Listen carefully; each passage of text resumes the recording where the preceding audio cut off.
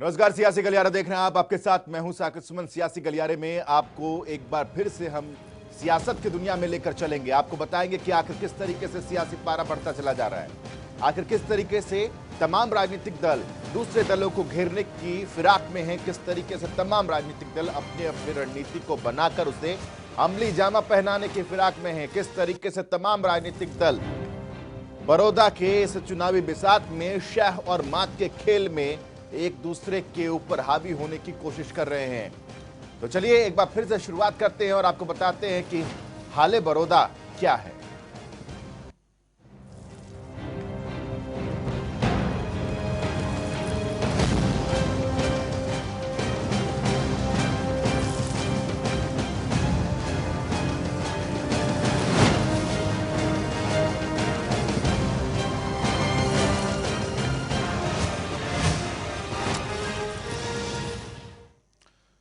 बड़ौदा के रण में मुख्यमंत्री मनोहर लाल ने चुनावी हुंकार भरी और बड़ौदा के 5 गांवों का दौरा किया। योगेश्वर दत्त के पक्ष में वोट की अपील की तो विपक्ष को आड़े हाथों भी लिया। बड़ौदा के रण में और इस अंतिम दौर में मुख्यमंत्री मनोहर लाल खुद भागदौड़ संभाले हुए हैं और योगेश्वर के लिए चुनावी रण में दिल खोल कर प्रचार कर रहे हैं। एक एक कर सीएम बड़ौदा के 5 गांव में दौरा करने और जनसभा को संबोधित करने पहुंचे। सबसे पहले सीएम ने कथुरा गांव का रुख किया और सीधा कपूर सिंह नरवाल को आड़े हाथों लिया और कहा कि कथुरा वाले भाई का नाम हमारी लिस्ट में नंबर 1 पर था, लेकिन वो पलट गए कि कांग्रेस से लड़ेंगे और कांग्रेस ने भी उन्हें ठेंगा दिखा दिया। कि हमारी जब लिस्ट बनी कि चुनाव किसको लड़ाना है, तो एक इस गांव का बड़ा नेता वो भी हमारी लिस्ट में था और संयोग से वो शुरू में था भी नंबर 1 पर। भाई योगेश्वर को उनके बाद आते थे। मैंने योगेश्वर को बात की, भाई हम 2 लोग हो, टिकट या तो योगेश्वर को मिलेगी या उस कथुरा वाले भाई को मिलेगी। अब कथुरा वाले भाई के भाग फुट है, कथुरा का भाग फुट है, आगे बढ़ गया कि आज मैं यहां से नहीं वहां से लड़ूंगा। अगर उन्होंने भी ठेंगा दिखा दिया। कपूर नरवाल के ही गांव कथुरा में कपूर नरवाल पर तंज कसते हुए सीएम आगे बढ़े और धनान पहुंचे। सीएम ने धनाना में कहा कि कांग्रेस लोगों को गुमराह कर रही है। बड़ौदा को 4 महीने में 165 करोड़ रुपए दिए गए। 165 करोड़ रुपया 4 महीने में भाइयों बहनों इस बड़ौदा विधानसभा के लिए हमने भेजा। किसी विधानसभा में इतने कम समय में इतना पैसा कभी नहीं लगा होगा। सीएम मनोहर लाल का काफिला बड़ौदा पहुंचा तो बड़ौदा में सीएम ने कहा कि बड़ौदा की जनता पहलवान का साथ देगी और योगेश्वर ने हमेशा ही बड़ौदा का नाम रोशन किया है। आप सब लोग सुनते हैं, देखते हैं, देश में नाम चमकाएंगे, लेकिन देश में नाम तब चमकेगा जब एक दिशा बड़ौदा के लोग तय कर लेंगे। ये जनरल इलेक्शन नहीं है, केवल बड़ौदा का इलेक्शन है और इस बड़ौदा के इलेक्शन में सब पार्टियां अपना अपना जोर लगा रही हैं। मुख्य मुकाबला कांग्रेस और हमारे कैंडिडेट का है। पिछले 7 दिन से हमारे कैंडिडेट की पोजीशन, जैसे दिग्विजय भाई ने कहा, हजारों वोट से जीतने की बनी है, हजारों वोट की। लेकिन ये और आगे बढ़ना चाहिए, क्योंकि जब कोई 2 आदमियों में मुकाबला होता है ना, कमजोर नहीं समझना चाहिए सामने वाले को। आखिरी दिनों में दाव चलते हैं, ये ठीक है। दाव खेलने में हमारा पहलवान अपने पहलवानी के दाव लगाएगा तो कांग्रेस के कैंडिडेट को धराशायी करेगा। वहीं बुटाना गांव में भी सीएम ने योगेश्वर दत्त के हक में वोट की अपील की और बड़ौदा वासियों से कहा कि योगेश्वर की जीत बड़ौदा में जरूर होगी। अब आगे के काम के लिए 3 तारीख तक गेंद आपके पाले में है और 3 तारीख के आपके काम के द्वारा जो 10 तारीख को परिणाम आएगा तो 11 तारीख के बाद गेंद हमारे पाले में आ जाएगी। फिर आपको कुछ नहीं करना है। बड़ौदा की जनता को लुभाने के लिए सीएम ने खुद मोर्चा संभाला हुआ है और वो बड़ौदा की धरती से वोटर्स को लुभाने में कोई कसर नहीं छोड़ रहे। अब बस देखना ये होगा कि सीएम के बयानों का बड़ौदा वासियों पर कितना असर पड़ेगा और जनता चुनाव में किसे सिर आंखों पर बिठाएगी। जनता टीवी के लिए राम सिंह मार की रिपोर्ट। बड़ौदा के गांव कथुरा में जब सीएम मनोहर लाल योगेश्वर दत्त के लिए वोट की अपील कर रहे थे, तब उन्होंने एक ऐसा बयान दिया जिसने सभी को हैरान कर दिया और सबका ध्यान अपनी ओर खींच लिया। योगेश्वर पहलवान जीत करके आपके सबकी समस्याओं का समाधान, चाहे कोई डिमांड होगी, कोई समस्या होगी, चंडीगढ़ में आएगा, आधी रात भी आएगा तो हम कागज को देख के बिना साइन कर देंगे, इनके ले जाएगा। चैन से नहीं बैठेगा भाई, झंडी तो लेके रहोगे, तुम झंडी मिलेगी।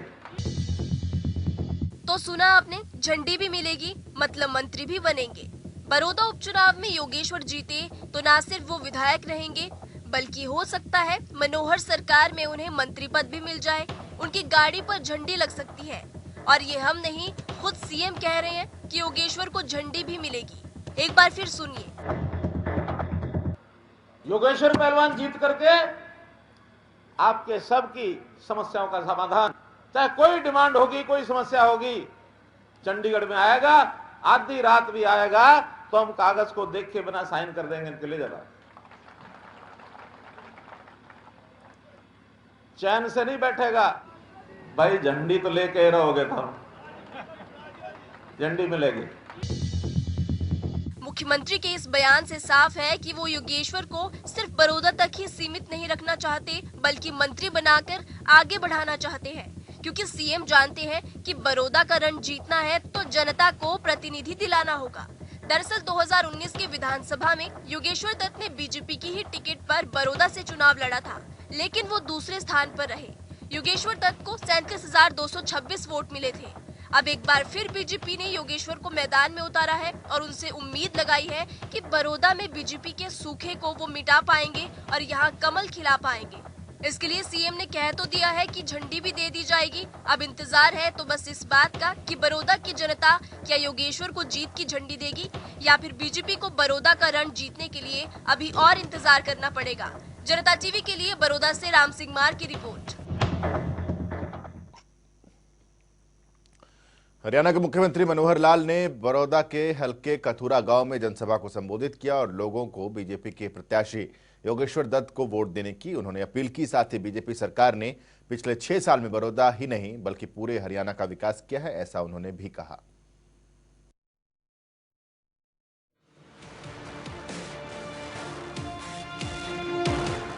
बड़ौदा उपचुनाव को लेकर हरियाणा की राजनीति तेज हो गई है। सभी पार्टियों के दिग्गज अपनी अपनी पार्टियों का प्रचार कर रहे हैं और लोगों से वोट की अपील कर रहे हैं। इसी कड़ी में हरियाणा के मुख्यमंत्री मनोहर लाल ने बड़ौदा हलके के कथुरा गांव में जनसभा को संबोधित किया। साथ ही लोगों से बीजेपी प्रत्याशी योगेश्वर दत्त के समर्थन में वोट की अपील की। साथ ही गठबंधन सरकार के 1 साल के कामकाज गिनाए। मुख्यमंत्री ने कहा कि बीजेपी जो कहती है वो करती है। सरकार लोगों की व्यवस्थाओं के मुताबिक बड़ौदा में यूनिवर्सिटी बनाएगी। ये मनोहर लाल का एक वचन है कि जब जो कहा उसको पूरा किया है, वरना मैं अड़ के खड़ा गया हूं, ये नहीं करना है। अब आपको चुनाव के दिनों में, ये पहले भी आपने पिछली सरकारें देखी, लुभावने नारे खूब दिए गए जो पूरे नहीं हुए। हमने जो कहा उसको पूरा भी किया है, आगे भी करेंगे। कुछ वायदों का जिक्र भाई योगेश्वर जी कर रहे थे। 2 कॉलेजों में, एक में तो क्लासेस भी शुरू हो गई है, ऐसोल में हो गई, क्लास शुरू हो गई। दूसरा कथुरा, अगले सेशन से पहले कोई भी बिल्डिंग देख करके यहाँ क्लासेस शुरू कर देंगे, साथ-साथ कॉलेज की बिल्डिंग बनानी शुरू कर देंगे। वहीं मुख्यमंत्री मनोहर लाल ने अपने संबोधन में किसानों का भी जिक्र किया।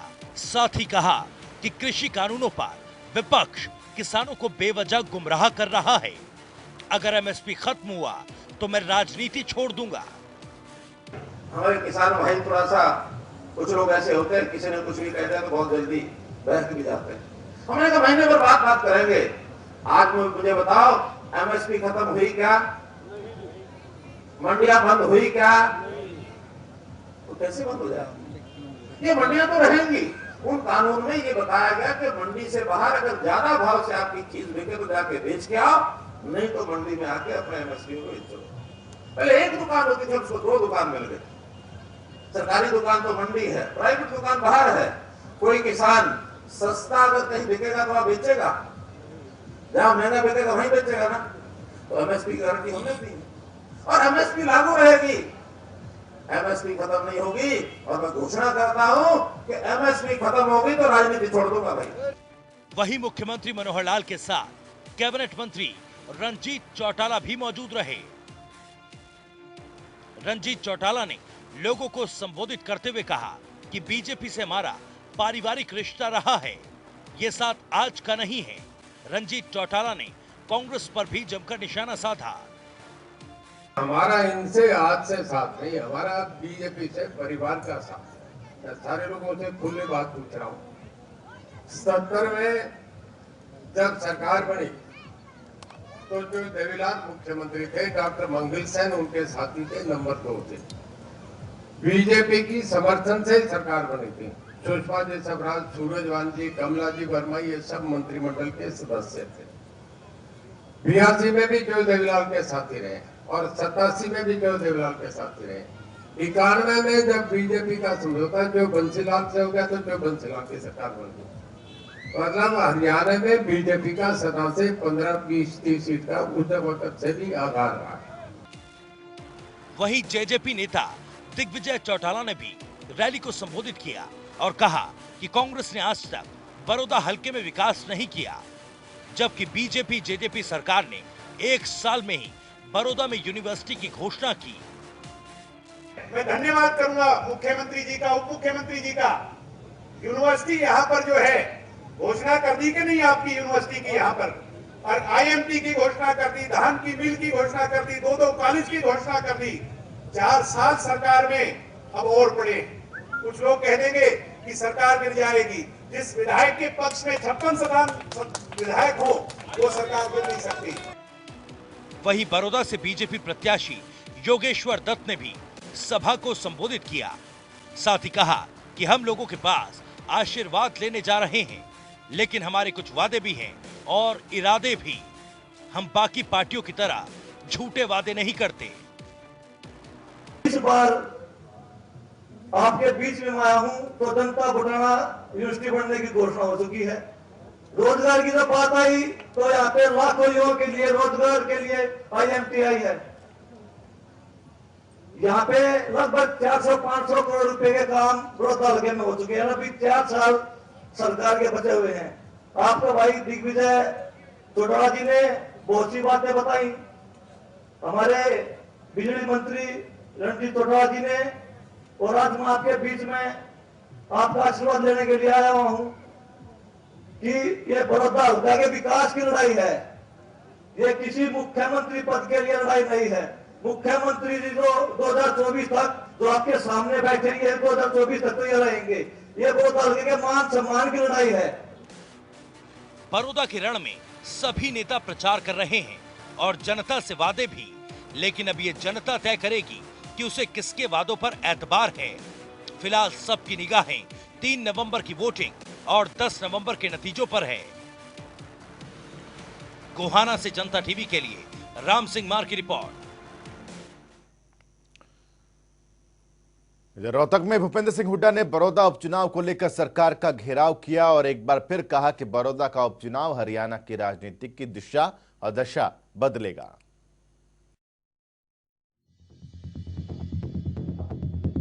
इन दिनों हरियाणा की बड़ौदा विधानसभा सीट पर उपचुनाव है और कांग्रेस इस चुनाव से हरियाणा की राजनीति की दशा और दिशा दोनों बदलने की बात कर रही है। भूपेंद्र सिंह हुड्डा ने रोहतक में भी कहा कि बड़ौदा उपचुनाव हरियाणा की राजनीति में बदलाव लेकर आएगा। उपचुनाव होता है जो कई दफा ऐसी परिस्थिति में होता है कि वो प्रदेश की दशा, राजनीतिक दशा और दिशा बदल देता है। प्रत्यक्ष प्रमाण की जरूरत नहीं है। 30 साल पहले मैम में हुआ था, एक उपचुनाव था, एक उपचुनाव। उसका नतीजा क्या हुआ था? 4 महीने में वो सरकार चलती बनी जिसके 85 विधायक थे। इनके तो खुद के तो 40 ही हैं। वहीं कांग्रेस के प्रत्याशी को कोई नहीं जानता कि सीएम के बयान पर हुड्डा बोलते हैं कि सीएम पद पर बैठकर इस तरह की बात करना शोभा नहीं देता। वहीं हुड्डा ये भी कहते हैं कि सीएम को भी कोई नहीं जानता था। मुख्यमंत्री के पद पर बैठकर ऐसी बात शोभा नहीं देती, और इसी वास्ते मैंने लोगों में जब बात कही तो लोगों से यही आया कि भाई मुख्यमंत्री से पूछो, जब वो मुख्यमंत्री बने उससे पहले उनको कौन जानते थे। विकास के मुद्दे पर चुनाव को लेकर हुड्डा बोले कि पहले बीजेपी बताए उसने कितना विकास किया और क्या विकास किया। खाली कहने से विकास नहीं होता। हमने बड़ौदा में 2 रेलवे लाइन लगाई और इनसे एक ना लग पाई। बताएं तो सही क्या किया, खाली कहने से तो नहीं होता। बड़ौदा में कोई रेलवे लाइन लगाई हमने 2 लगाई है। कोई यूनिवर्सिटी बनाई, कोई कॉलेज, हम तो महिला कॉलेज बनाया, मेडिकल यूनिवर्सिटी बनाई, महिला मेडिकल यूनिवर्सिटी बनाई, गोहाना में हॉस्पिटल बनाया, गोहाना में कितने काम किए। सड़कें जो हैं वो हमारे समय की मंजूर हुई, हमने बनाई। कोई गांव में कोई काम नहीं हुआ 6 साल। बड़ौदा उपचुनाव कांग्रेस की साख का चुनाव बन गया है। कांग्रेस किसी भी कीमत पर इस चुनाव में जीत हासिल कर इस सीट को वापस अपने कब्जे में करना चाहती है और आने वाले वक्त के लिए कांग्रेस के पक्ष में माहौल तैयार करना चाहती है। जनता टीवी के लिए रोहतक से संजय कुमार की रिपोर्ट। कृषि मंत्री जेपी दलाल ने भिवानी से बड़ौदा जाते वक्त जनता टीवी से खास बातचीत की। इस मौके पर उन्होंने कहा कि बड़ौदा चुनाव नजदीक आ गया है और अब सीएम भी चुनाव प्रचार में जुट गए हैं। जेपी दलाल ने इस दौरान अपने 1 साल के कार्यकाल की उपलब्धि भी गिनवाई और कहा कि उनके विभाग ने काफी विकास करवाया है। चुनाव नजदीक आ चुका है, लगातार कृषि मंत्री वहां पर जा रहे हैं, हालांकि जिम्मेवारी भी उनको मिली हुई है। हमारे साथ कृषि मंत्री मौजूद हैं, उनसे हम बातचीत कर लेते हैं। सर, बड़ौदा का चुनाव नजदीक आता जा रहा है, क्या मानते हैं सर, क्या स्थिति रहेगी? अब तो चुनाव पीक पर है, आखिरी लगभग 3 दिन हैं। आज हमारे मुख्यमंत्री जी बड़े बड़े 5 गांव में कार्यक्रम करेंगे।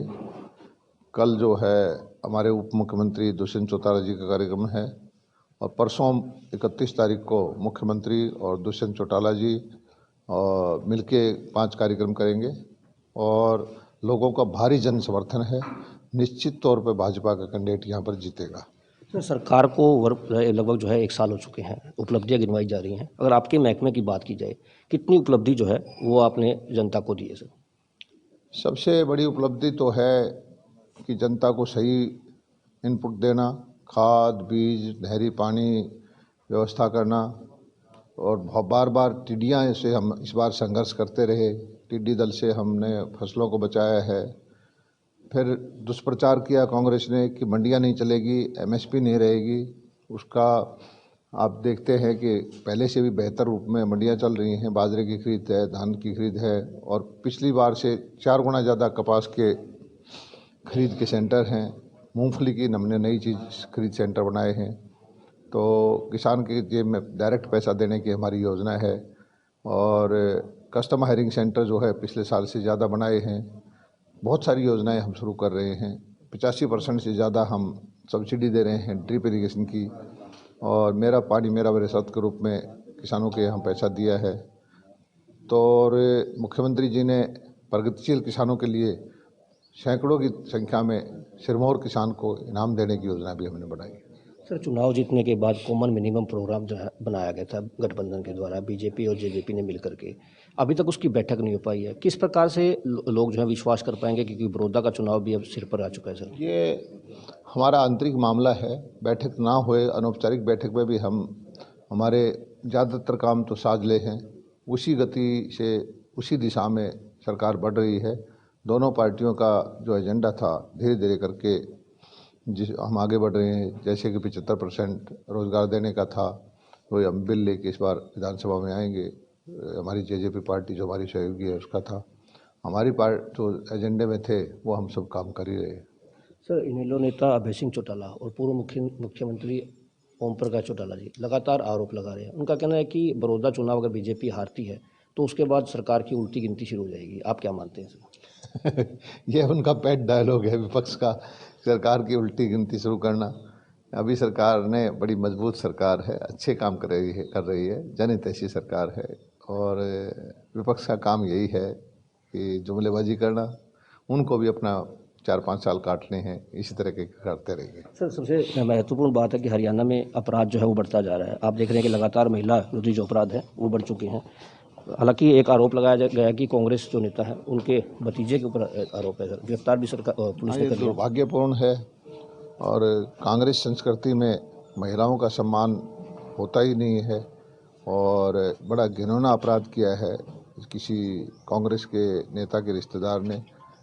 और मैं तो राहुल गांधी और प्रियंका गांधी से प्रार्थना करूंगा कि वो हाथरस गई थी, पलवल भी पास में है, कृपा करके गाड़ी में अपने भाई को बैठा के पलवल भी जाए और जो दुखी परिवार है उनको सांत्वना दे। इसे कृषि मंत्री जेपी दलाल, इनका कहना है कि लगातार जो है किसानों को फ़ायदे जो है सरकार दे रही है। हालांकि जो पलवल कांड जो है उसके ऊपर भी उन्होंने कहा है कि राहुल गांधी और प्रियंका गांधी वहां पर भी पहुंचे और उनको सांत्वना दें। जनता टीवी के लिए भिवानी से दीपक मुटरेजा।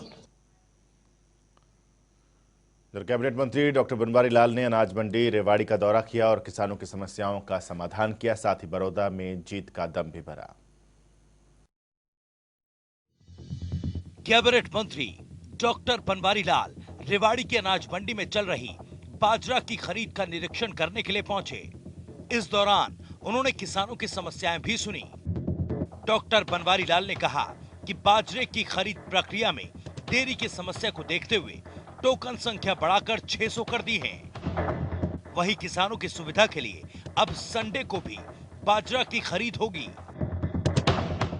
बाजरा की जो परचेज हो रही है इसके बारे में हमने आज निरीक्षण किया। ऐसा तो नहीं है टोकन की या किसी उठान की, तो कुछ एक उठान में अभी शिकायत मिली है कि देरी है, तो उसके लिए अधिकारियों को दिशा निर्देश दे दिए हैं कि जल्दी से जल्दी इनका उठान किया जाए। और किसानों को जो टोकन की पिछली बार में आया था तो समस्या थी कि कम टोकन इशू हो रहे थे, लेकिन कल से हमने रेवाड़ी के 600 टोकन पर डे के हिसाब से करवा दिए हैं और आगे से संडे को भी परचेजिंग होगी ताकि किसान कोई भी ना रहे और हमारा प्रयास रहेगा कि कोई किसान ना रहे, सबके बाद खरीदा जाए।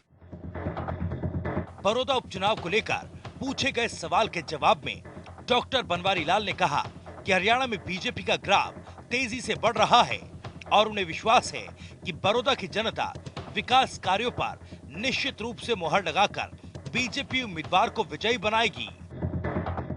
भारतीय जनता पार्टी का दिन प्रतिदिन ग्राफ बढ़ता जा रहा है और मुझे पूरा विश्वास है कि बड़ौदा की जनता विकास पर मोहर लगाएगी और सरकार के साथ रहकर विकास में भागीदारी करेगी, मुझे पूरा विश्वास है। बड़ौदा में उपचुनाव की सरगर्मियां तेज हो गई हैं और इसी कड़ी में बीजेपी ने चुनाव जीतने के लिए सभी तैयारियां कर ली हैं। अब देखना बस ये है कि बड़ौदा की जनता किसे सराखों पर बैठाएगी। जनता टीवी के लिए रेवाड़ी से सुरेंद्र गौर की रिपोर्ट।